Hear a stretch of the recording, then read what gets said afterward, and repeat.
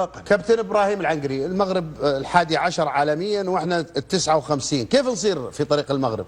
بصراحه وانا ما شايف، يعني هم ماشيين بطريقه مختلفه عن طريقتنا.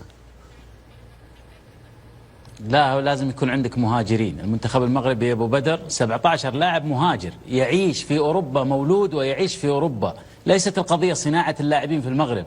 عدد اللاعبين في المنتخب المغربي 3 إلى 4 اللي يتكونوا في المغرب، اما البقيه كلهم مكونين ويلعبون وتطوروا في اوروبا.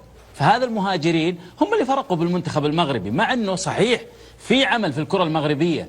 اولا انت تعرف الفروقات ما بين الخليج والمغرب، عدد السكان وأيضا الشغف واللعب بكرة القدم، ولكن النقطة الأساسية في المغتربين. جل لاعبي المنتخب المغربي مغتربين. في عندك عز الدين أناحي، يوسف نصيري، هذول هم اللي تكونوا في المغرب أساسا. أما البقية ترى يا أبو بدر أغلبهم أوروبي ويعيش في أوروبا ومولود في أوروبا. ايش رايك يا محمد الشيخ؟ لا نقارن نفسنا مع المغرب، رغم ان المقارنه مع المغرب، مع تونس، مع مصر، مع الجزائر تكشف جانب اخر. صحيح ان منتخب المغرب ومنتخب الجزائر ومنتخب تونس عندهم من المواهب المنشئين في اوروبا، واللي احترفوا من بدايه حياتهم وتكوينهم حتى اليوم في اوروبا، ولكن هذا لا يعني ان ليس هناك عمل داخلي في المغرب. أكاديمية محمد السادس، الدوري المغربي وما يفرز. اليوم لدينا لاعبين، احنا في السعودية دورينا القوي لدينا لاعبين مغاربة من منتجات الدوري المغربي، بينما احنا بكل صراحة ما نقدر نطلع لاعب، ونطلعنا لاعب شفناه يقعد احتياط ما يطقها وهو من نجوم الكرة السعودية، أقصد سعود عبد الحميد.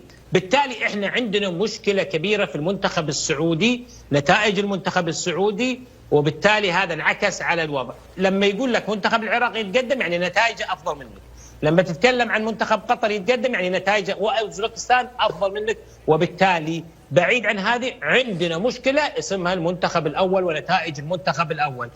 اخلص اليه. اذا الوعود اللي وضعت في رؤيه تحول الكرة السعودية حتى اللحظة تسير للخلف ولا تتقدم للأمام. تقول لي الشاهد، أقول لك تصنيف الفيفا. تقول لي شاهد ثاني، أقول لك إحنا في الملحق الآن بعد أن فشلنا في التأهل المباشر. أيضا حتى مصر خلنا لا أجي الآن الموجود اليوم منتخب مصر في الترتيب 32 عالميا. وين؟ إحنا في 59 منتخب مصر 32 عالميا.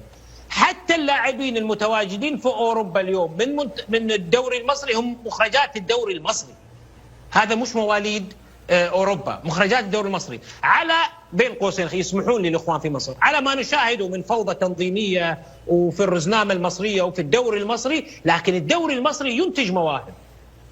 اسال ليش احنا ما ننتج مواهب؟ ليش مش قادرين نقدم محترفين حقيقيين الى الخارج في اي مكان؟ في اي مكان، المهم ان نشاهد. وبالتالي نقول بالنتيجه احنا فشلنا الان في الرؤيه الموضوعه للاتحاد السعودي، واللي اعلن عنها قبل سنتين، خطوه قدام 3 خطوات للخلف. بدر، كيف يكون اللاعب السعودي هو يتقاضى ملايين كبيره؟ لازم يجيني اللاعب المغربي.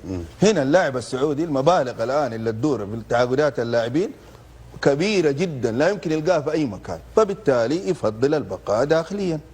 لا وكان احنا نتكلم اخوي عبد الله، معليش، احنا نتكلم صحيح اللي تقوله انت صحيح، ولكن احنا اليوم قاعدين نفتقد للموهبة، ومع ذلك اللي يعزز كلام اخوي عبد الله على قلة وشح المواهب ما يتقاضاه هذا اللي لا يصنف موهبة، لا يتقاضاه اللاعب اللي افضل منا عربيا. واليوم في دوريات.